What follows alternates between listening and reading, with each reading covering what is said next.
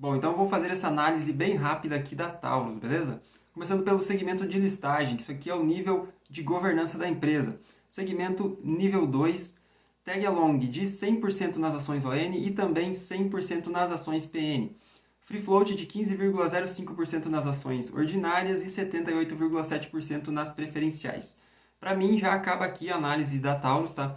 Free float de 15,05% nas ações ordinárias para mim não é interessante. Se você olhar aqui nos sócios majoritários, o principal deles tem 74% das ações ON e apenas 5% das PN. Então, se as PN fossem tão interessantes assim quanto as ON, os sócios majoritários teriam mais ações preferenciais, o que não acontece. A maioria dos sócios, o sócio majoritário, tem ações ordinárias. Então, para mim, não é interessante, mas eu vou continuar aqui fazendo essa análise para mostrar mais alguns números. Eu vejo muitas pessoas investindo nessa empresa sem saber muito o que estão fazendo, sem entender direito os números da empresa. Então, aqui a gente já tem um problema, o free float baixo nas ações ordinárias. Mas vamos continuar aqui. Eu tenho o gráfico das cotações. Se a gente pegar no último ano, né, neste ano no caso, as ações estão com uma valorização de 19,8%. Então, aqui estaria ok. Mas se a gente passar um pouco mais para frente, nos últimos 12 meses, a gente tem uma desvalorização de 40,8%. E se a gente colocar aqui no máximo, desde o ano de 2006, a empresa já desvalorizou 40,3% na bolsa. Então, isso aqui mostra que a empresa não está tão redondinha como as pessoas, né, várias pessoas da mídia principalmente, estão falando aí, até recomendando compra da Taurus. Então, tomem cuidado aí com o que vocês ouvem. É melhor você dar uma pesquisada antes, beleza? Vou mostrar aqui mais alguns números da empresa. A gente olha aqui os indicadores fundamentalistas. Eu peguei aqui as ações preferenciais, só para mostrar para vocês, porque as preferenciais teriam a preferência na distribuição de dividendos. Então, se você olhar aqui o dividend yield atual de 10,9%, aí você acha, nossa, tá legal esse dividendo. Mas se você abrir o gráfico, a gente vai ver que não é bem assim. A empresa pagou dividendo em 2011, 2012 e 2013. E de 2014 até 2021 a empresa não pagou nada de dividendos. Ela pagou aqui em 2022 e voltou a pagar aqui também em 2023. Então a gente tem um período aqui sem dividendos. Olhando aqui também o PL, 3,63 é o PL atual. Mas olha aqui, a gente teve de 2012 até 2018 PLs negativos, tá? Só em 2019 que o PL voltou a ser positivo. Outros números interessantes aqui, a dívida líquida está ok, dívida líquida pelo patrimônio líquido de 0,18 e a dívida líquida pelo EBITDA de 0,23. Aí você olhando a margem da empresa também você consegue ver que parece que está boa, né? Margem líquida de 20,47%.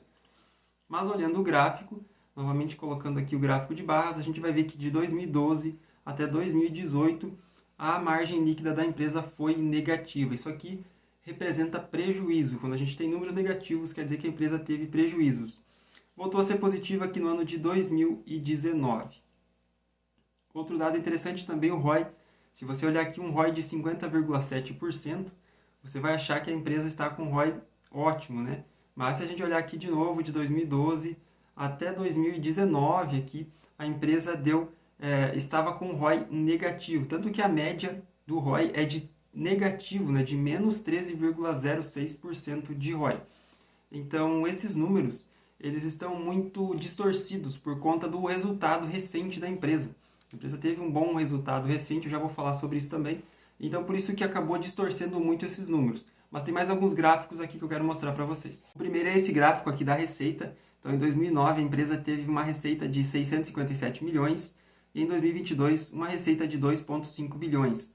Mas a receita andou de lado de 2009 até 2019. Então, foram praticamente 10 anos com a receita andando aí de lado, sem crescimento, para voltar a crescer ali a partir do ano de 2020.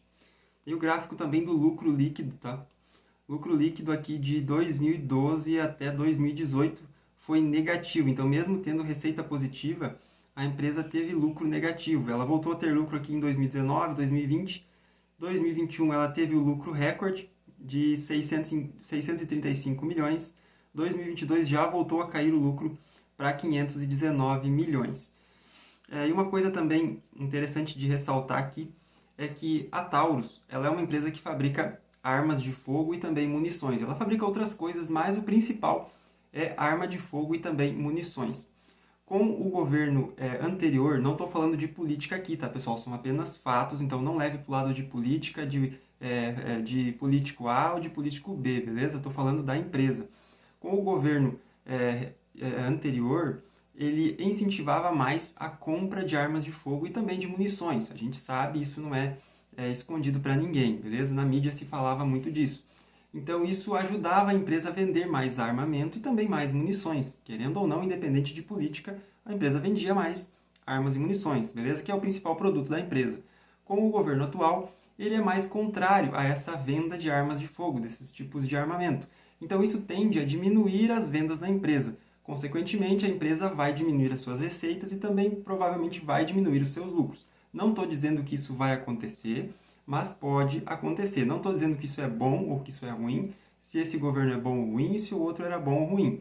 Não me entendam isso, eu estou falando da empresa, beleza, pessoal? Quero deixar isso aqui bem claro para não ter nenhuma dúvida, nenhuma discussão sobre isso.